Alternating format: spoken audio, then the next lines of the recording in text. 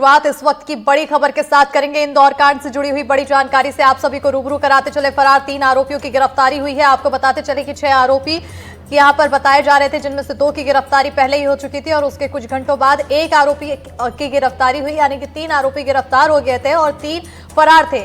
और अब ये बड़ी अपडेट आ रही है कि फरार 3 आरोपियों की भी गिरफ्तारी हो चुकी है। पुलिस ने रोहित, संदीप और सचिन को पकड़ा है। तो बड़ी और अहम जानकारी से आप सभी को रूबरू करा रहे हैं। ये बड़ी अपडेट इंदौर कांड से जुड़ी हुई, जहां पर फरार 3 आरोपी गिरफ्तार, यानी कि अब 6 के 6 आरोपी पुलिस गिरफ्त में आ चुके हैं। सभी से पूछताछ की जाएगी। आपको बताते चले कि जो सबसे पहले 2 आरोपी पकड़े गए थे, उनको कोर्ट में पेश कर 5 दिन की पुलिस रिमांड पर भेजा गया है और उसके बाद एक और आरोपी पुलिस के गिरफ्त में आया और अब अन्य फरार 3 आरोपी भी पुलिस गिरफ्त में आ चुके हैं, यानी कि अब 6 के 6 आरोपी पुलिस गिरफ्त में हैं। पुलिस ने रोहित, संदीप और सचिन को पकड़ा है। सभी 6 आरोपी गिरफ्तार हो चुके हैं। आगे की जांच जारी है, पूछताछ की जा रही है। तो बड़ी खबर से आप सभी को रूबरू करा रहे हैं और हमारी सहयोगी अमृतांशी जोशी जुड़ चुकी हैं। सीधा रुख करेंगे हमारी सहयोगी की ओर। अमृतांशी, कहीं ना कहीं यहाँ पर पुलिस काफी ज्यादा तेजी में दिखाई दी और 6 के 6 आरोपी अब पुलिस गिरफ्त में। अब तक की जांच में क्या कुछ पता चला? बिल्कुल, देखिए, मंगलवार देर रात की पूरी घटना थी और लगातार जब पुलिस को जानकारी इस पूरे मामले की लगी, जब पीड़ितों के बयान दर्ज हुए, उसके बाद से ही पुलिस ने अपनी करीबन 5 टीमों का गठन किया था, जो कि लगातार फरार आरोपियों को ढूंढने में जुटी हुई थी। सबसे पहले 2 आरोपी पुलिस की गिरफ्त में आ गए थे, जिनको कल जो है वो शाम को कोर्ट में पेश किया गया था। उनको 5 दिन की रिमांड पर भेजा गया था। इसके बाद कल देर रात एक आरोपी की गिरफ्तारी हुई और उसके बाद जो 3 आरोपी फरार चले, जो कि तीनों ही 23 वर्षीय उम्र के थे, उनको भी आज जो है अभी पुलिस ने गिरफ्तार कर लिया है और उनको गिरफ्तार कर अभिरक्षा में ले लिया है।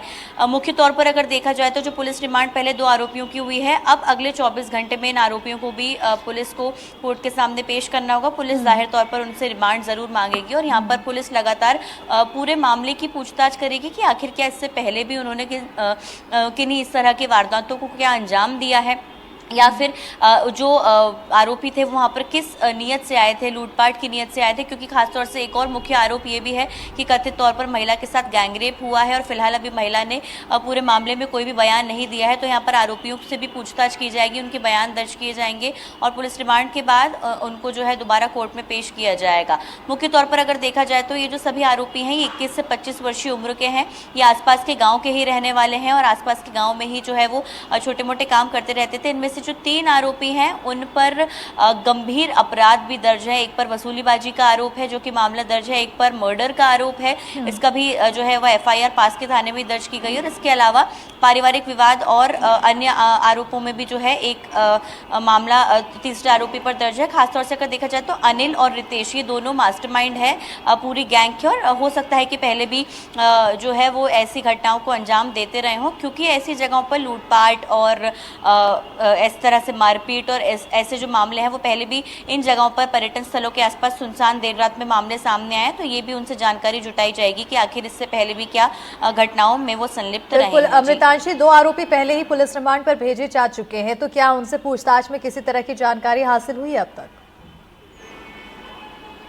बिल्कुल, देखिए, क्योंकि मामला पूरा संवेदनशील है तो काफ़ी ज़्यादा मुख्य तौर पर पुलिस जो है वो किसी भी जानकारी को अभी जो है वो बाहर नहीं आने दे रही है और लगातार पहले पूछताछ की जा रही है। क्योंकि जो है सबसे बड़ी बात यह है कि रात के वक्त में आर्मी अफसर वहाँ पहुँचे हुए थे, तो उनको जो है वो क्यों आखिर उन्होंने निशाना बनाया, क्या वजह थी, और ख़ासतौर से महिला के साथ जो दुर्व्यवहार की आशंका उनके मित्र ट्रेनी अफसर ने जाहिर की है, इनको लेकर भी पूछताछ की जाएगी। कई बड़े खुलासे इस पूरे मामले में हो सकते हैं और आरोपियों के आरोप तय किए जाएंगे, क्योंकि पहले ही रेप और जबरन धमकाना, एक्सटॉर्शन और अन्य धाराओं में BNS की मामला पूरा दर्ज किया जा चुका है। उन्हीं धाराओं के हिसाब से कार्रवाई तो की ही जाएगी, लेकिन पूछताछ में जो है वो पुलिस यहाँ पर कड़ी पूछताछ के साथ कई हम कह सकते हैं कि बातें उगलवा सकती है इन आरोपियों से। बिल्कुल, बातें तो आरोपियों से उगलवाई जा सकती है, लेकिन अब पूछताछ की जा रही है। और जिस तरह से हम यहाँ पर गंभीरता को समझ रहे हैं और मामले पहले भी हम देखते आए हैं कि 15 दिन पहले ही यहाँ पर एक और इसी तरह से लूटकांड का मामला सामने आया था, तो क्या माना जाए कि इसमें कब तक पूरे खुलासे हो सकेंगे? क्योंकि तेजी तो अभी दिखाई दे रही है, क्या अभी ये तेजी बरकरार रहेगी प्रशासन की? देखिए, जो गैंग होती हैं ये ऐसी सुनसान जगहों को ढूंढती हैं, और ऐसी सुनसान जगहों पर अगर कोई लोग उनको अकेले दिखते हैं या फिर उनको लगता है कि वो कमज़ोर उनका टारगेट हो सकते हैं, निशाना हो सकते हैं, तो वो उनको अपना निशाना बना लेते हैं। वो अंधेरे में जाते हैं, और जिस जगह पर ये घटना हुई है, इसके पहले भी 15 दिन पहले जो घटना हुई थी, वो काफ़ी सुनसान इलाका है। रात में वहाँ पर सिग्नल नहीं आते, वहाँ पर स्ट्रीट लाइट्स नहीं है, वहाँ पर बिल्कुल अंधेरा रहता है। यानी कि अगर आपके साथ कुछ हो भी रहा है, अगर आप चिल्लाएं, चीखें या किसी को फ़ोन कॉल करने की भी कोशिश करें, तो कोई आपकी मदद के लिए पहुंच नहीं पाएगा, क्योंकि ना तो वहाँ सिग्नल है और दूर दूर तक आपको कोई नज़र भी नहीं आता। इतना अंधेरा वहाँ रहता है, ऊपर से जंगली जानवर भी घूमते हैं, तो वहाँ पर लोगों का आना जाना कम होता है। वैसे में लोग वहाँ पर जाते हैं और वहाँ पर फिर ऐसे बदमाश उनको अपना निशाना बना लेते हैं। तो जाहिर तौर पर ऐसे कितने लोगों को उन्होंने और भी निशाना बनाया, क्योंकि अक्सर लोग घूमने के पर्पज़ से तो वहाँ जाते ही हैं, लेकिन ऐसी घटनाएं हो जाती है। कई बार ये घटनाएं सामने तक नहीं आती है, कई ऐसे मामले देखे गए हैं, लेकिन जब घटनाएं सामने आती है तो जाहिर तौर पर पता चलता है कि आरोपियों के हौसले कितने बुलंद रहते हैं। अमृतांशी, इस बात से कब कितना इत्तेफाक रखा जाए या फिर इसका खुलासा आखिर कब तक हो सकेगा कि जो 15 दिन पहले की घटना थी और जो अब की हाल फिलहाल की मंगलवार की घटना है उसमें आरोपी एक ही थे, यानी कि यही 6 आरोपी रहे होंगे? बिल्कुल, देखिए, अगर बात करें तो अब पुलिस ने वहाँ पर जो है अपनी गश्त बढ़ा दी है। हालांकि इन जगहों पर जो पर्यटन स्थल हैं, क्योंकि देर रात में ये सुनसान रहते हैं, यहाँ पर किसी का भी जाना प्रतिबंधित है, और ख़ासतौर से ये जो क्षेत्र था ये भी प्रतिबंधित क्षेत्र था। लेकिन वहाँ पर जो है वो कैसे वो दाखिल हुए, इसके अलावा उनसे ये भी पूछा जाएगा कि क्या इस तरह की अगर कोई पहले घटनाएं उन्होंने अंजाम दी है तो किस किस के साथ दी है, किसको उन्होंने अपना निशाना बनाया था, क्योंकि अक्सर इस तरह के जो आरोपी होते हैं वो घटनाओं को अंजाम देते हैं और फिर लोगों को धमकाकर जो है वो वहाँ पर छोड़ देते हैं। लोग भी डर के कारण पुलिस में मामला दर्ज करवाने नहीं पहुंचते हैं अक्सर।